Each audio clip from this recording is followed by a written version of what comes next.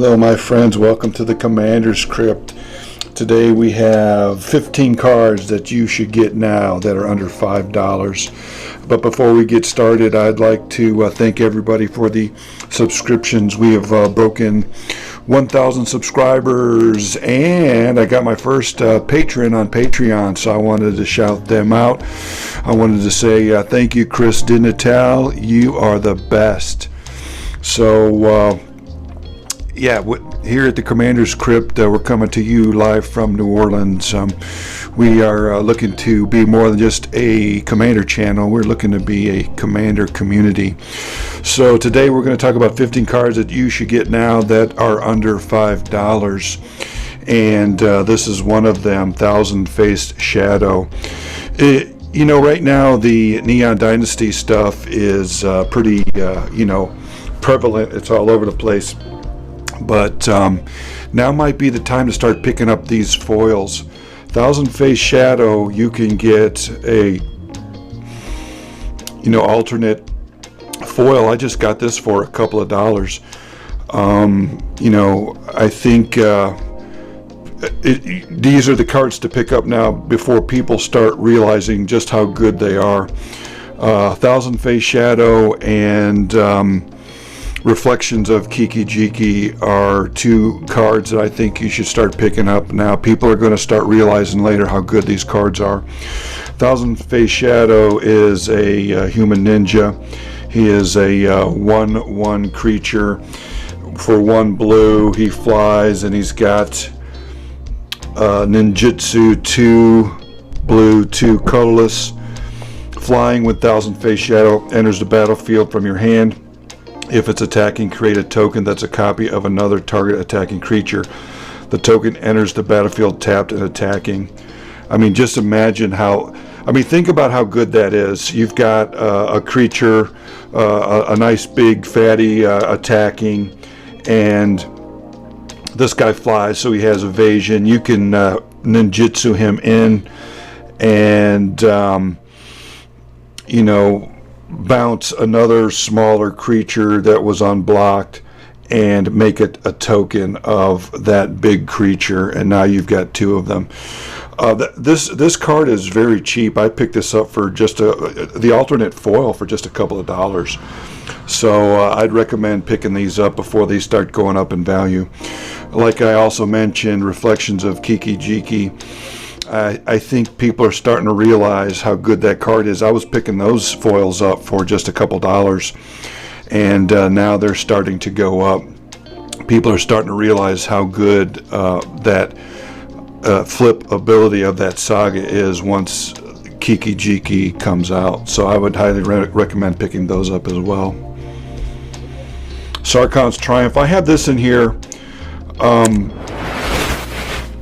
Red is notorious for not having a lot of tutors, and in Commander we play with a lot of dragons, so I think this is a fantastic card to pick up now. 1 red, 2 colorless. Search your library for a dragon creature card, reveal it, put it into your hand, then shuffle your library. So for just a couple of dollars you can get a tutor at instant speed, and this works really well in the Scion of Ur Dragon decks, just about any Commander decks. I play a lot of dragons and demons, so I thought that this would be a good card to bring to your attention because red is so notorious for not having tutors. Aura Shards. This is another card you can get for $4 to $5, and I don't think people realize how good this card is in our format. For 1 white, 1 green, 1 colorless, it's an enchantment that says whenever a creature comes into play under your control, you may destroy target artifact or enchantment. I mean, that is just amazing. That is extremely super crazy strong, especially when you're popping in, especially for green and white. Those colors are known for creating the most tokens and having small creatures. So every turn, no one else is able to keep artifacts or enchantments on the board. This card is crazy strong in our format, and so These are only $4 or $5. I would start grabbing these up before they start getting more expensive.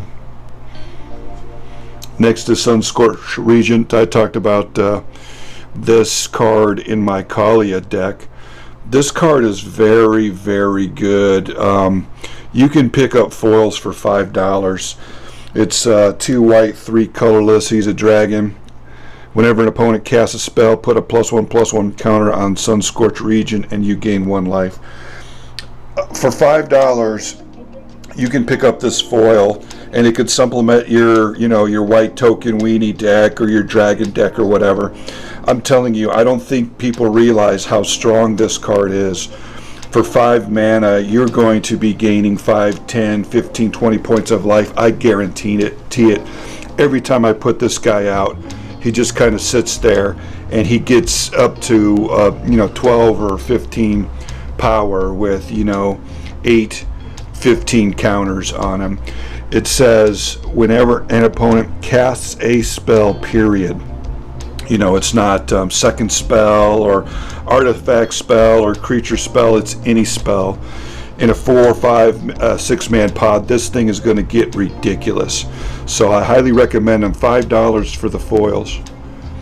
Magus of the Will. This is another very good card. I mean, it's only a copy of one of the most powerful cards in in Magic the Gathering. Phyrexian Will. 1 black, 2 colorless. He's a human wizard creature. And then for a black and 2 colorless, tap him, exile Magus of the Will. Until end of turn, you may play lands and cast spells from your graveyard. If a card would be put into your graveyard from anywhere this turn, exile that card instead. This is a very fantastic card. And I'm picking up these foils for $2 a piece. So again, fantastic card in our format, very fantastic price. In my humble opinion, I would maybe start picking these up. And as you can see, he's a 3/3 for 3. Anytime you get a creature power and toughness equal to their CMC, that's a good deal. But then on top of that, you can go into your graveyard and grab all kinds of spells out. I have this in my Yidris deck, and it allows me to pull out any time walks or anything. I'm telling you, this is a fantastic card. The foils are going for $2. In my humble opinion, I'd start picking them up. I have. Next is Reiterate. This is basically a little bit more expensive version of one of the best cards in Magic, Fork, for 2 red, 1 colorless. It's got buyback. Copy target instant or sorcery spell. You may choose new targets for the copy. So here we have a Fork that has buyback. That's an instant. You could copy your spells to make them even more powerful, or you could copy other people's spells. You could counter other people's things. I mean, this is just an amazing card, and I just picked up a foil version of this for $5. So again, another very good card in our format to pick up. This was $2. I just picked up a foil for $5. Another fantastic card to get now. Null Chamber. This is an old card. It's from the Mirage set. So it should be on the reserve list. 1 white, 3 colorless. It's an enchant world, one of those rare enchant worlds. You and target opponent each name any card except the basic land. Those cards cannot be played. I can't believe more people are not playing with this card. The name of the game is Commander, and with this card you could keep 2 commanders from hitting the board. You could play politics with another opponent, and you both could name 2 other commanders that people are playing and keep them off the board. These cards are going for just a couple dollars.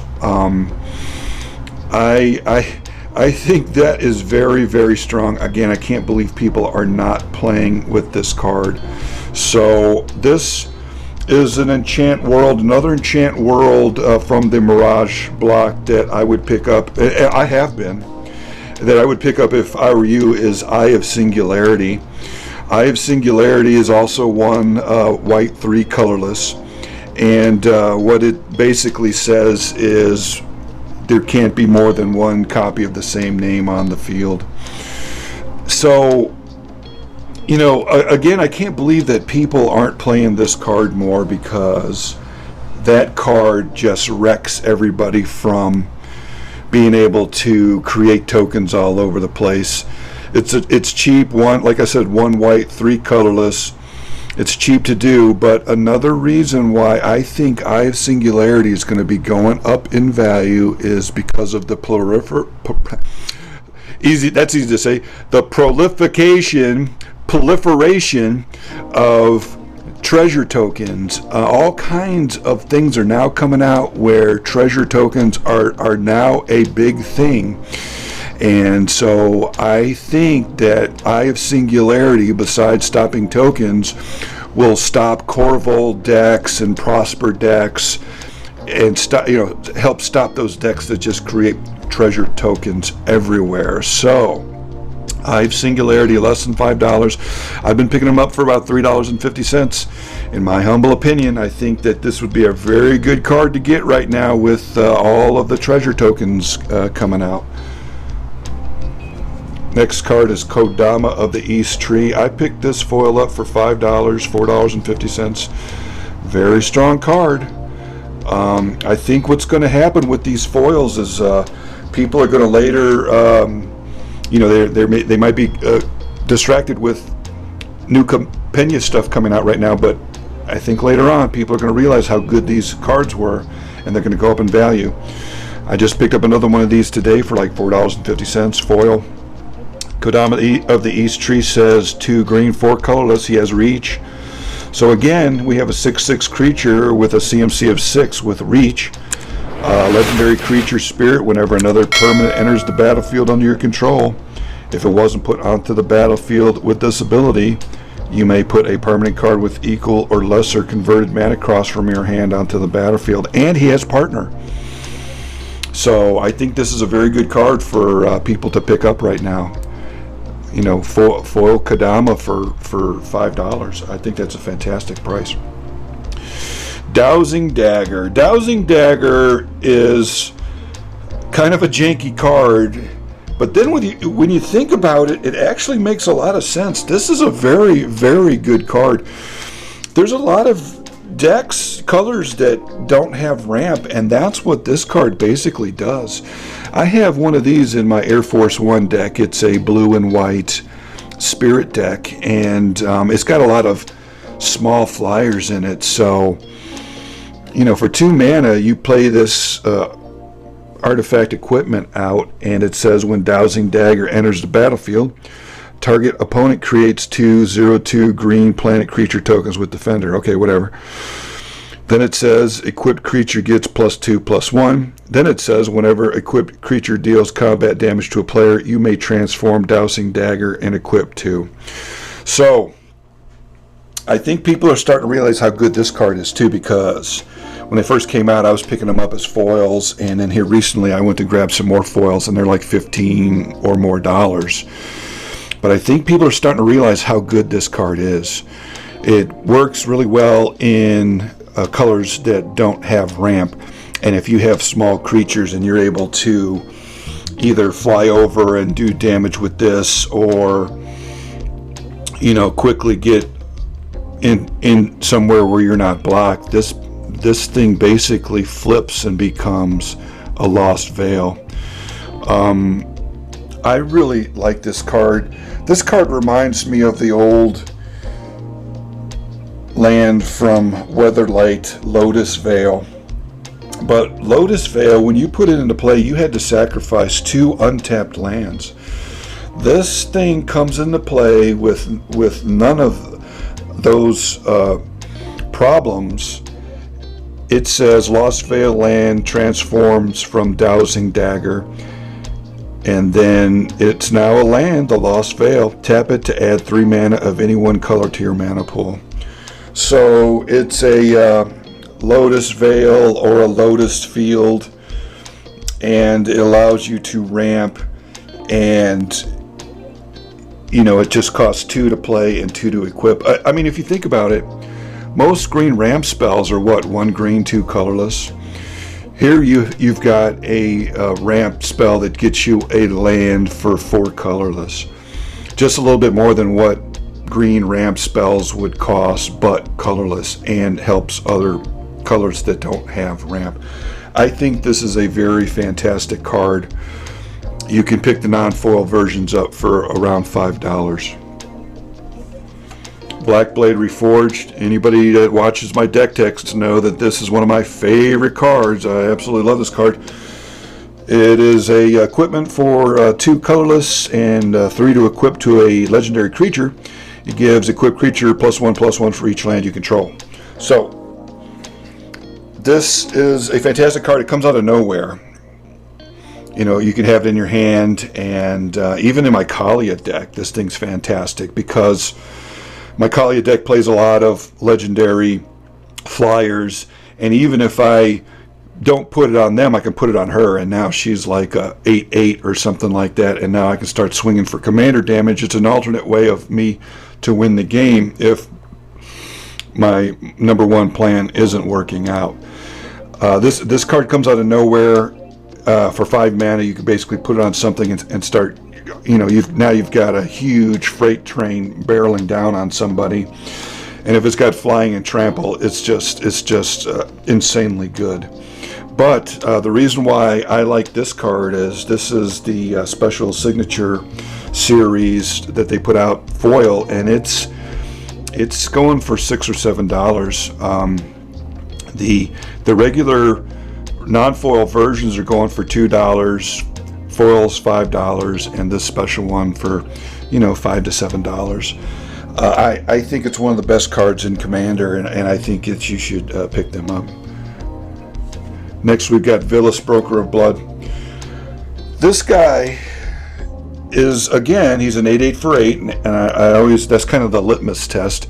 I think that's very good. He's a flyer, but then he draws you cards. You're able to ping creatures, potentially killing commanders, and it says 1 black, 2 life, target creature gets -1/-1 until end of turn. Whenever you lose life, draw that many cards. So this guy is an 8/8 beat stick for 8. He draws you cards by killing other creatures, but then anytime you do damage, you get to draw that many cards. And this card is only $5. And with New Capenna coming out, with an emphasis on demons, I think that this might be the card to pick up. As a matter of fact, I picked up this foil for $5. You might be able to find foils out there for $5. This is an amazing card in our format for just $5. And I just can't believe people are not playing with them more, especially if you cheat him out. And if you watch my deck text, you see how I talk about cheating these cards out all the time. And next we've got Mezza, Primal Tide. I think this is a fantastic card. Again, I cannot believe that there's so many out there that people aren't picking them up. Think about this for a second.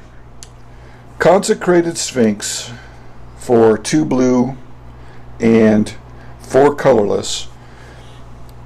You play him, and anytime opponents draw a card, you could draw 2 cards. Okay, yes, that's amazingly phenomenal. That is a fantastic card. But it's easily killed, and everybody's going to want to kill that thing as soon as you play it. If they don't, they lose the game. Consecrated Sphinx is going for $35 to $60, $70. Mezza, Primal Tide is just 1 more mana more to cast, but it can't be countered. Netzahal Primal Tide, 2 blue, 5 colorless, legendary creature, Elder Dinosaur. Netzahal Primal Tide can't be countered. So for 1 more mana you can play this, can't be countered, unlike Consecrated Sphinx. You have no maximum hand size. So now it's a Relic Quarry Tower.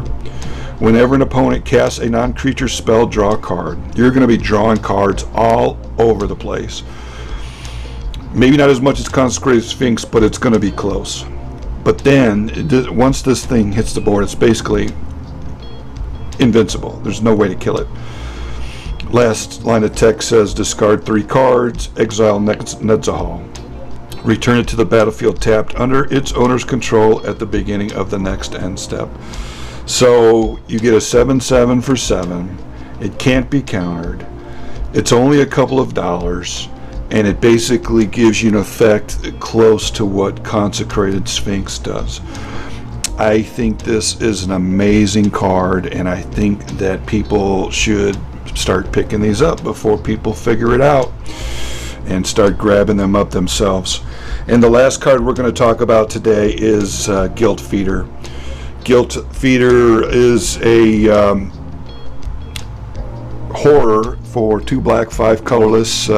It came from the set Justice, and it is a 0/4 horror, and it says, it has fear. It says when, after blocking, if Guilt Feeder's not blocked, it target opponent, opponent that it is attacking loses life equal to the number of cards in their graveyard. I think with New Capenna coming out, with Lord Xander coming out, I think this is a fantastic card to pick up. It's only $2, but it basically lets you do 45 to 50 points of damage, and it has fear when it swings and it's not blocked. So I think that that's going to fit very well in Lord Xander decks. So there you have it. Those are the cards under $5 that I think that you should get now. If you have any, if you have any cards that you think that should be focused on this show, let me know. I really love Commander. I love making these videos, and if there's anything we can do better, please let us know. So there you are, signing off from the Commander's Crypt in New Orleans. We will see you on the next one. We as a matter of fact, before I go, I wanted to say we're very excited. I have an interview that I did with a professional Magic player that's going to be coming out tomorrow, so keep your eyes on that. I think you're really going to enjoy this interview. So with that, signing off from the Commander's Crypt, signing off from New Orleans, Louisiana.